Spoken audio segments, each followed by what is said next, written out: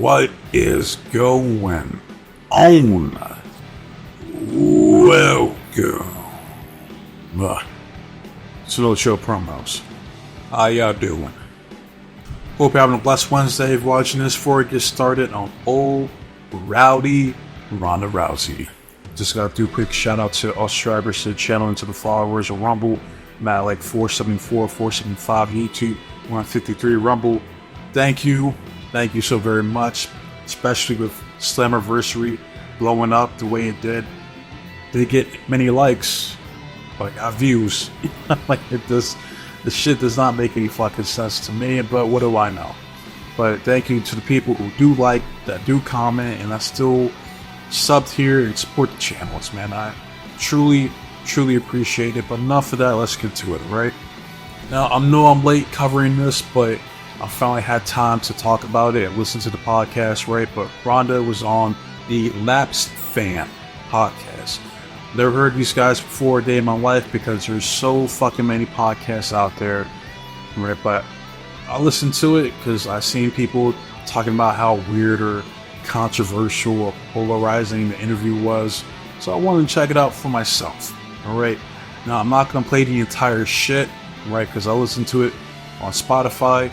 And imagine paying for a premium service to get ads anyway. And I'm talking like 5 to 7 minutes straight of pure, unadulterated ads. All right. So I'm not gonna. In a way, I'm gonna fucking upload a fucking ad on my channel. Right. So what I'm gonna do is just take away the shit that I found interesting or fascinating throughout the interview. You know, get my 2 cents on it. All right. I mean, the business is in the rearview mirror, right, Ronda? I mean, not to lead the witness. I'd say so. I got into WWE because I wanted to be able to wrestle with my girls, you know, the four horsewomen, and be able to wrestle with my friends. And they kind of dangled that carrot for my whole run and never let it happen. And then the second run, they kept dangling it. And then by the end, I was like, I'm fucking leaving unless I can wrestle with Shayna. And that's how I was able to do it at all. And now nobody even works there anymore. The most underused talent on the woman roster. Thank you. I was not familiar with her before I saw her, and she was just like, we watched the show one time, and I was just like, who is this? Who is this person? And like, I was completely enthralled by her, and I was always rooting for Shayna all the time. Thank you. Yeah. I wanted to see the two of you collide and kick each other's asses. That was my dream, but They pretty much did. Yeah, right. What was we had a blood sport match at a WWE show, Yes. so it kind of it didn't really fit in, but we were kind of like, fuck all you people, we're gonna do our dream match. You just happen to be here. No lies told so far, because Shayna at one point was one of the most underutilized talents on that roster. I talked about this shit before, and again, ever since she lost to Becky Lynch at WrestleMania, it was all downhill from there. You're done. You're washed. It's over. I'm so glad you said that, because one of the biggest pet peeves we always talk about on Lapsed Fan is this idiom of like, if it were real, that wouldn't happen. What the fuck are you talking about? If it were real, it would look like Ronda versus Shayna, and nobody seems to want to spotlight that and make matches look like honest attempts at replicating what a fight looks like. We all know what a fight looks like now, and it's not grab a headlock, tackle, over the top, leapfrog. But yet pro wrestling insists on that architecture, which is great. We all love it. But I wonder how you felt knowing what a real fight looks and feels like, unlike few on the roster. Trying to bring that to the table. Well, I mean, I love that match because it's funny. It was super over with all the wrestlers in the back. We've never got more compliments from more people. Yeah, and I was more at the point where I'm like, this is for us. Like, screw you guys, kind of a thing. And I love pro wrestling because I got into it because I love fight choreography for film. And I feel like it's the purest form of fight choreography. And it's more of like at being a fight, not just a fighter, but an entertainer. You know, it's not the Olympics. I want to fight in a way that's like really exciting and really gets people into it. And so with fight choreography, it's like, if I have two people fighting, how do I make this fight as exciting as possible. If everything went exactly the way that you wanted it to go, because you're always like working on these things in training camp that is probably not going to happen. But like, wouldn't it be really cool if I did like a Soda Sura Kobagoshi off of the cage? I'm like, it's never going to happen, But in fight choreography, you can make it happen. Right. And you can be like, and there's a vase there, and it's, and I'll smash him in the face and that. So you can make it so much more than you ever could in an actual fight when the other person is not participating with you. And it's also, I think, the purest form in that you have to do it live. You have to do it all in one go, and everything has to sell from 360 degrees, and when you're filming for a movie, you're just trying to sell it, for the camera, punching yourself, punching across the lens and not even touching the person. Yeah. And you take a break after every like little sequence and stuff like that, usually, unless you're doing a one take, those are my favorite kind of fights, but I digress. So I feel like it's because I had been doing fight choreography in film, I started watching pro wrestling, was like, oh my God, this is incredible. The kind of matches these people are doing, people in film would practice this for 6 weeks and do it in several takes. Right. And so that kind of that level of the art was really, really cool to me. And then also the storytelling aspect being in the fight itself. And a lot of times in movies, they'll be like, oh, we're going to take a break from the story for this really cool fight, and it's basically, they're just spot fests, and it doesn't really add to the story itself. Usually there's some films, there are exceptions, of course, but that's what I really loved about pro wrestling and really drew me to it, is the storytelling is happening in the fight itself, a lot of the time non-verbally. And I enjoyed the match between her and Ronda Rousey. It was at SummerSlam. That was Ronda's last match before she got the fuck up out of there. I enjoyed it. I liked the match. And nothing came from it. And it's a damn shame. But at least Ronda got to do what she wanted to do, work with Shayna for a little bit, and put her over. You know what I mean? So I'm glad she got that at least. All right? And what I found interesting was her take on pro wrestling, viewing it as fight choreography. Like, say for instance, I'm watching a random match between like Josh Alexander versus Speedball Mike Bailey. I never, like, all the matches, the only time I've seen pro wrestling over the past like 2+ decades, right? I never once thought to myself, this is like watching one of my favorite fight scenes, like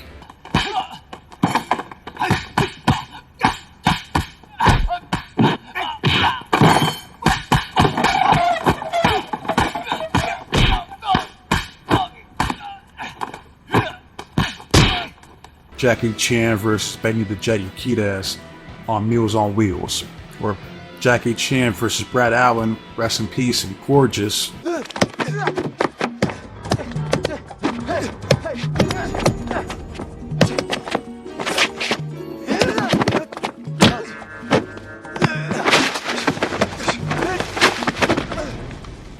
Or I'm the most complete fighter in the world. Scott Adkins, Boyka versus Michael J. White in Undisputed 2, you know what I mean? That correlation, but I see where she's coming from, and I think that's fascinating. That's an interesting way to look at it, a fresh perspective. Well, when we think back in your WWE run, to me, like the epitome of that thing we're talking about trying to make a real fight look like a WWE match or vice versa, is that they made you bend the girl's arm in the arm bar. Yeah, I was actually thinking about that. Oh, yeah. What was that? You know how to lock out an arm bar. We saw you do it in UFC. Why did you have to bend the arm like that? That was actually Triple H that came up with that as being the mock armbar finisher. But it's also like, you can see people like laying back and they're arching on the arm and they're holding it straight and they're holding it away from their body. Like if you actually did it, it would break.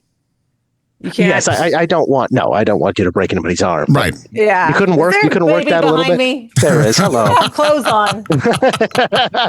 Business is picking up. Hey, get out of here, kid. Spot on Triple H impression, because Triple H is so fucking easy to do. Ronda, I have a great idea. What you gonna do for your finisher? Stuff like a judo throw or anything like that. what you're gonna do is do an armbar, but not an actual armbar, a mock armbar. I imagine that's how the conversation went between Ronda and Triple H. Ugh. And I'll never ever miss an opportunity to make fun of that big-nosed bastard on this channel. So, all right. So the bent arm, we blame Triple H. Got it. That was just like, that looks Well, how so do you really do it? Like the one time I did do it where I leaned back on it straight was me and Becky were I think it was like my heel turn or whatever. And I felt like it had like much more impact then. But freaking Vince liked it so much. He was like, armbar her again. Armbar her again. Is that right? Armbar her again. And I'm like, what does that even mean? Match the armbar. God damn it, I know Nia Jax all pissed at me afterwards. She was like, we spent all year selling the hell out of this armbar, and you just did 3 of them to Becky like it was nothing. I'm like, dude, I'm on Avatar for a fucking 80-year-old fucking pervert on the phone. All right, I have no say in this. What is supposed to do? what a I gotta Fire the arm, goddammit! Armbar again. This is great. Do it again. More. Son of a Stick that bitch. arm in between your legs and grind it down to the nub. Pull it out, damn it! Oh, I don't damn want it. keep going, Ronda. Among other things. Do it again, goddammit! Lord forgive me, that's Vince is so easy to do. Well, at least an old man, like angry Vince, you know, like that Gran Torino Vince, so easy to do. You know, I can't really do the new generation Vince. Okay, pal? Hamilton. I got that from shout out to Jason Sensation on a Cafe Day Renee. He does an awesome Vince. You know, that new generation Vince for sure. But yeah, that's hilarious. And you've got these fans that think it's like this high art with all this like deep, intricate planning. If they only knew. JP, I want to flip it to you. I'm sure you have a question, but I just, when Ronda's talking, I thought about how, you know, we did the pay-per-views all through her entire run, her debut, all the way to her last match. And you had an idea. This is how you present Ronda, right? Oh, from the beginning. Absolutely. What does Ronda need to be doing in WWE in the ring from day one that optimized? It was simple. You needed to be a killer.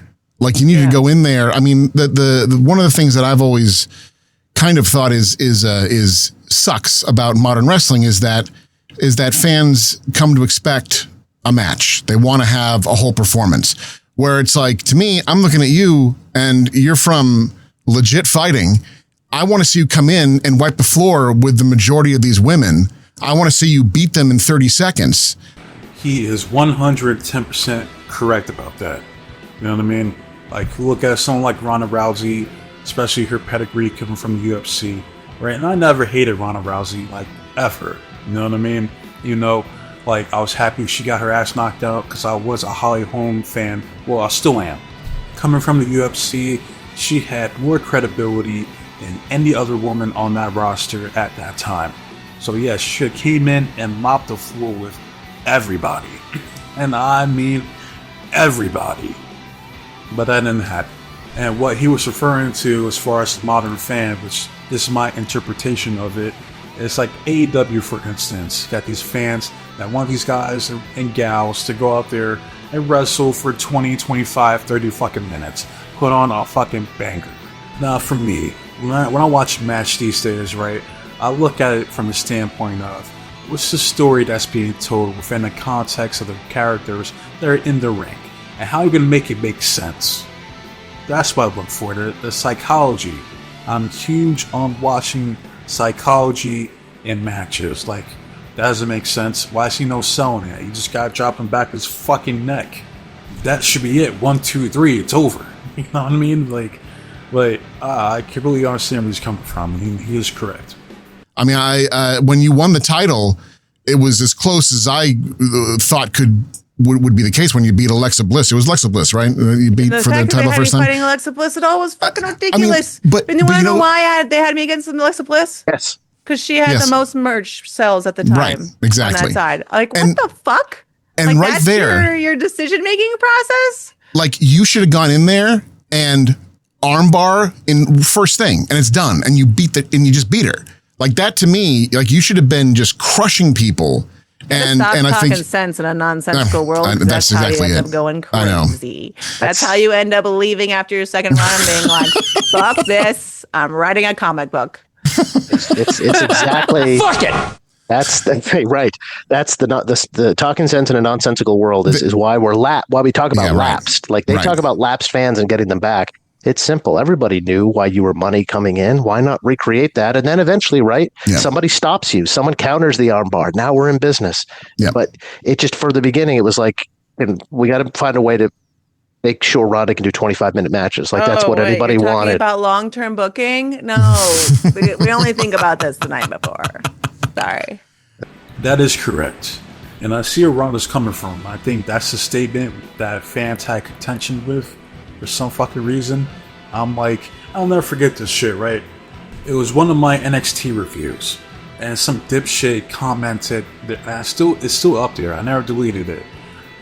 He legit asked the question, what does size have to do with anything? And I'm like, you can't be fucking serious. You're like, you gotta be trolling. There's no way you're that fucking dense. Like, that's like saying, hey, it's completely acceptable for The Miz to tap out Brock Lesnar in like 2 fucking minutes. That's unrealistic and it will never, ever fucking happen. Alright? Just like it's unbelievable for me to watch Alexa Bliss fucking tap out Ronda Rousey in like 3 minutes. You know what I mean? That shit that should not exist. You know what I mean? Like Alexa Bliss is like what? Like a good 5'1", one of the shortest chicks on the roster. And if I'm Ronda Rousey, I'm like 5'7", MMA badass coming over into the WWE to dominate. Yeah, I'm gonna have a fucking problem working with someone like Alexa Bliss if it's not me tapping her ass out in like 5 seconds. So I get where she's coming from, but people don't understand that, and they never will. You know what I mean? Some people were stuck on stupid. Not some people, a lot of people, but you know what I mean. That's what should have happened. And if up to me, I would have built up Bianca Belair to be the one that finally is the one that beats and dethrones Ronda Rousey. You know, Ronda tries to apply the armbar, right? But Bianca is so fucking strong that Ronda doesn't know what to do. She doesn't know how to counter that. You know what I mean? That's the story that they could have told. But, you know, I digress. What the fuck do I know? It's sobering. That's not how we do things here. That's the thing. It's so crazy how much they succeed despite themselves. Like if it was actually like run functionally. I mean, maybe it is now. Who fucking knows? But I mean, it's just the wasted potential there is a crime. Oh, I've been saying that for God, what 20 plus years we've been saying that to each other. Facts. Pure facts. What she just said. And it's still going on. Like, you got WrestlePalooza coming up this weekend, right? And you're going to tell me you're going to have Drew McIntyre put over Cody Rhodes? Get the fuck out of here. Garbage. Absolute fucking garbage. Yeah, it's a shame. Yeah, another talent in Andrade that just fucking left. Despite people saying he's a fucking jobber, can't speak English, this, that, and third. You could have made money with Andrade. Simple as that. They chose not to. And it's stupid. It's fucking stupid. I thought the finish might be Becky taps you with an armbar. As much as that probably makes your skin crawl. Was that ever proposed to you? Would you be against that? It was proposed that I tap out to her armbar at Survivor Series. Okay. And I said my mother would disown me. Anytime anyone's actually ever armbarred me in my real life, I've just let them dislocate it and I limp arm out. That's why I have my ligaments are all fucked on this arm. Right. So, Shit. I'm not going to do it. I'm not. Anytime anyone ever choked me in competition, I just went out. I don't tap. Yeah. I know tap, motherfucker. Right. That's how it is.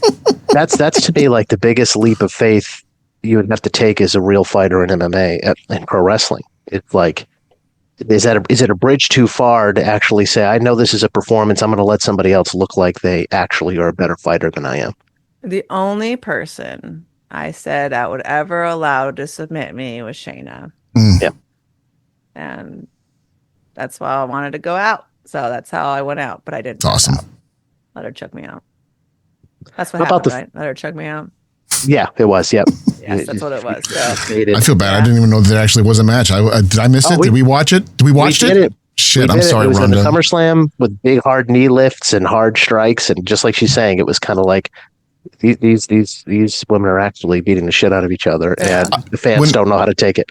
Given that it we should do have been a blood sport match because that's like the venue for that kind of a match in like WWE, especially like a stadium, which is different than an arena. Yeah, right. They need participation to be invited of like 1, 2, 3, 4, like all this stuff, and that just didn't make sense for us. So I was kind of like, fuck it.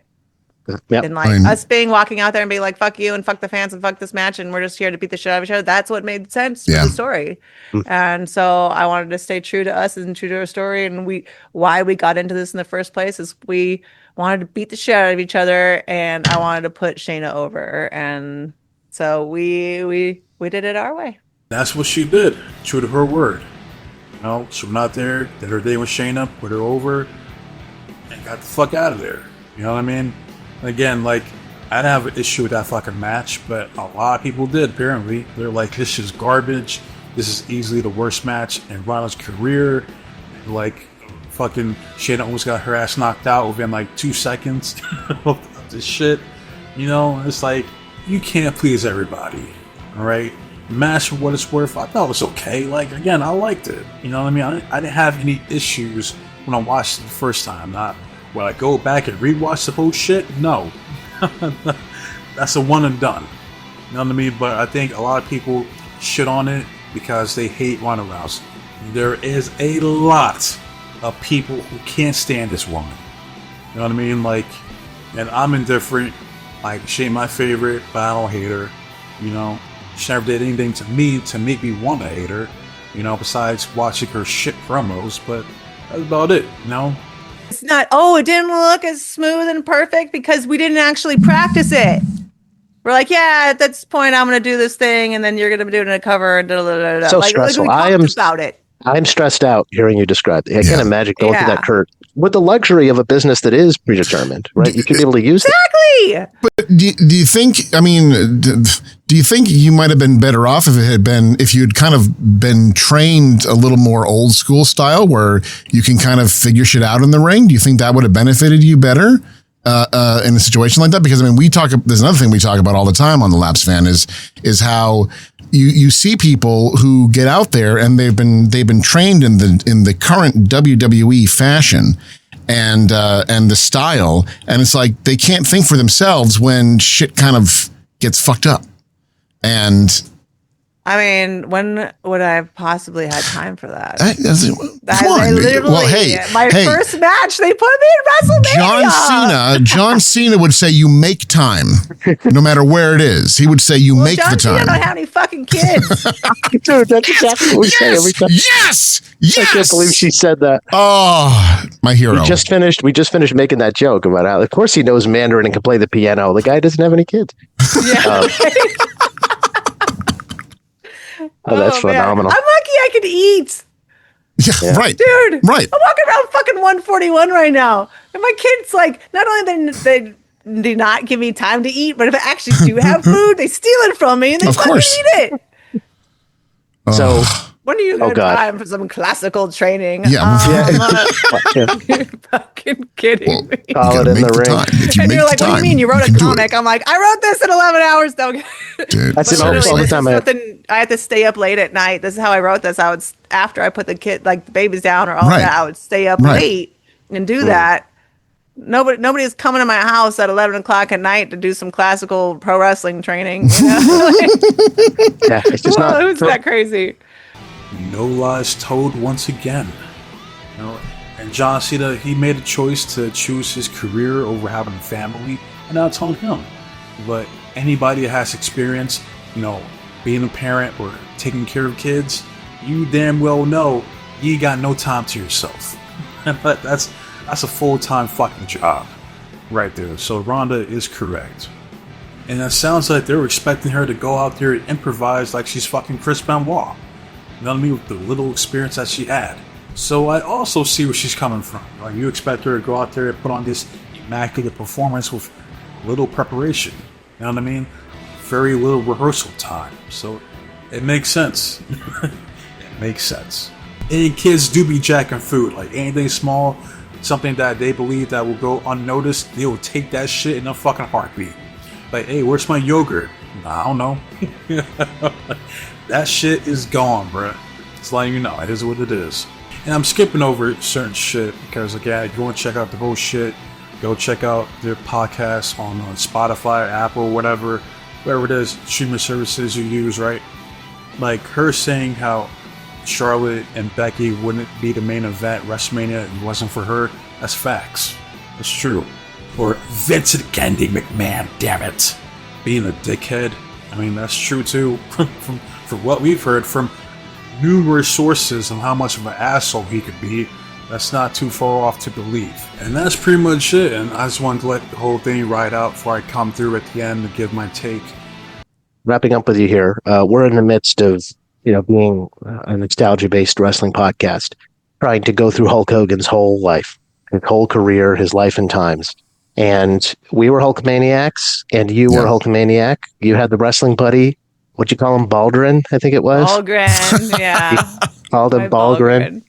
Beat the shit out of that thing just like we did. The Hulk Hogan wrestling buddy. And, well, first of all, you've been involved in screenwriting. How do you summarize his legacy? A complicated guy, the racism, all that stuff. Yet we want to celebrate him upon his death for the impact he had in his childhood. How do you best summarize what it all came down to and why he was such a big deal? Oh man, I think a lot of people forget that you can love the art and not the artist. And people are complicated. If you're gonna find a perfect person to like respect their art, it's like there's not gonna be much art out there for you. It's true. It's a high ceiling. Yeah, exactly. High bar. And there's a lot of art as a form of expression, and sometimes people are expressing things that aren't pleasant. And the point is, like, what does it make you feel, and how does it affect you, and how does it affect the medium? And you have to respect the work that he's done because of how it has affected all of those after him. And that he's lifted the tide that has lifted everyone else's boats. And he might not have been the perfect person, but a bunch of kids took their fucking vitamins because of that guy. Yeah, it's needles in the ass, right? Isn't that what it was? Well, it depends. Oh, that was the bigger problem later. The problem was he was selling the vitamins at the same time that was coming out. What was that thing? He was like, "Take your vitamins, kids." Mm-hmm. Oh my God! Absolutely, He actually sold children's vitamins. There was a Hulk Hogan vitamin that we remember as kids. Yeah, those little chewables.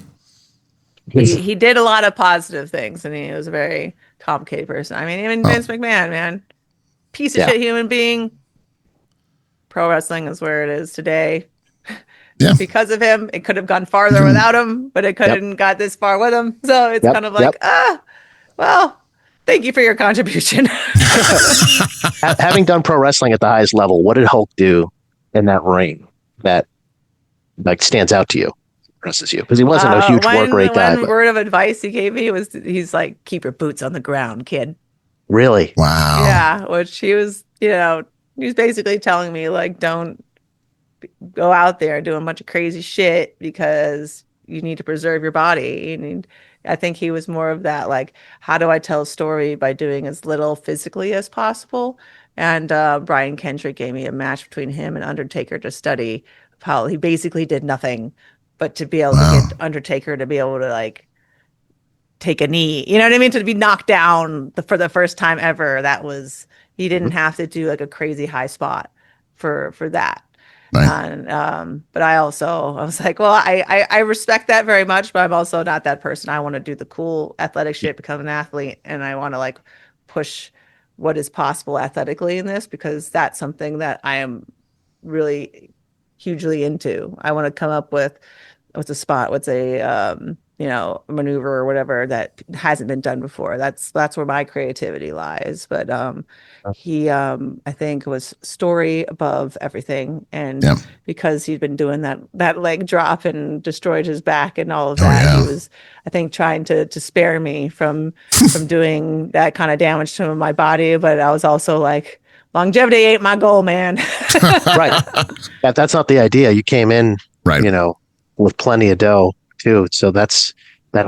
So if I'm thinking about you tweeting "Good night, rowdy ones" and jabroni marks without a life that don't know how to work when you work a work and you work yourself into a shoot marks. Do you remember that tweet he put out there? And why did you pay tribute to that legendary Hulkster tweet? I mean, it just really fit. What does it say to you? I think some people don't even know what the hell that means. What does that tweet say to you? Oh God. I mean, it's supposed to be like a lot of the pro wrestlers are working themselves. And Yeah. somebody once Yeah. told me, he was like, I can't really say who told me, but he was like, said, at the end of the day, everybody doing this, they're all a bunch of fucking nerds. And That's and true. it used to be that So these true. were a bunch of guys that were working the crowd, conning them. And now the people that were conned have taken over and they're conning themselves. And so it was basically like a nod at that the inmates have taken over the asylum, and it's but everybody that's out there, well, not everybody, but the tweet was saying, are they've convinced themselves that this is real and are taking it all way too seriously, and this is supposed to be fun and games, and just whatever. We're supposed to be working the crowd, and they end up working themselves. But that's what happens when you fake spend more sports. days on the weekend character than being yourself. So Yeah, it's a weird situation to be in, like it's like socially, that everybody else is calling you by his fictional name and talking about in character and all of that, and then only on Tuesday, Thursday, like Monday, Tuesday, you're Ben. It's like Yeah. it's kind of a mind fuck. So yeah, I think it was just the culture. It can get pretty there's a mob mind fuck going on sometimes. yeah. When you have to lie to protect your job for basically 24/7, you probably lose track of where the truth is and what the truth is. But there's a lot of solid motherfuckers out there too, like, oh yeah, I did. But I'll never forget that Bray Wyatt told me that he'd been faking this. Actually, there's a reference to him saying this in this comic, that he'd been faking that accent, that like Louisiana accent in character for so long that he couldn't go back to how he actually spoke before. And there's a reference in Hoppa in here. It was like, talking about faking an accent so long they forgot how he used to talk. Wow. And that's just, even if you are solid, it kind of takes you away. And I think that tweet was just trying to like remind everybody that this is fun and games and grab ass. Okay, like, I've done real fights before. This is we're playing picture pages here, and everyone's like, "How dare you say fake fights for fun?" Like, it is. Yeah. It is. What do you mean? How dare I? I mean, it's great. I appreciate it, but who else in here has been punched in the face for a living? Yeah. Oh, Now, her thoughts on Hulk Hogan. I mean, I've heard this shit before. You got to separate the art from the artist. We've heard that a bunch of times in regards to different celebrities or people within the entertainment industry. I never talked about Hulk Hogan officially on here after his passing, but I'll say this about the man, alright? He is the greatest icon in wrestling, but he's also the same man that tarnished his own legacy. And I don't think I need to explain just how he tarnished that legacy. I shouldn't have to. If you don't understand, then do your research. As far as her saying the inmates running the asylum and that there's a lot of fucking nerds and dweebs and dorks in wrestling, she's not wrong. I mean, like, we see in fucking AEW and WWE. There are guys that go out there and do all this stupid, crazy shit to try to pop the crowd. You know, really, they're just popping themselves. And I forgot who it was. I don't know if it was Al Snow or Stevie Richards or somebody. They're like, instead of popping the crowd, they want to pop the boys' them back. And I miss how wrestling was, you know, back when it was more emphasis on marginal life characters and focusing on the entertainment aspect, storytelling, of matches, you know, guys that look believable. I miss that shit. Like, I miss when wrestling was cool. Because nowadays, there's been, I can count on my hands the very few times I legitimately popped watching a match on my TV screen. You know what I mean? Very few. Like, and it's normally, it'd be one of my favorite wrestlers finally winning a world championship, like a Jamie Hayter or Mark Briscoe or Tatsuya Naito, for instance. But that's about it. It's like, it's very fucking seldom I get, like, actually, like, invested in a product in modern wrestling.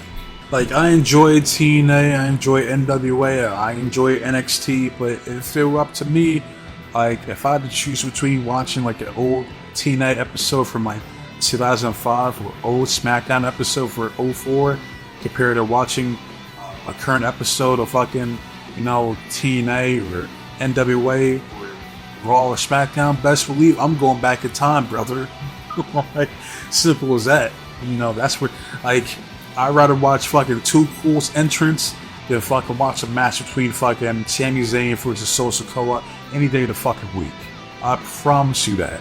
Hulk Hogan's advice about keep your boots on the ground, brother, makes sense. Protect yourself. You don't want to go out there and take unnecessary bumps from people who don't deserve it. You know what I mean? It makes sense. I get that. And rest in peace and shout out Bray Wyatt. A man that took his shit so seriously, he forgot how he talked.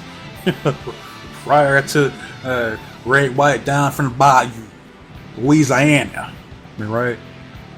Rest in peace, man. But yeah, that's it for this fucking interview. You know, again, I recommend you check out the whole fucking thing.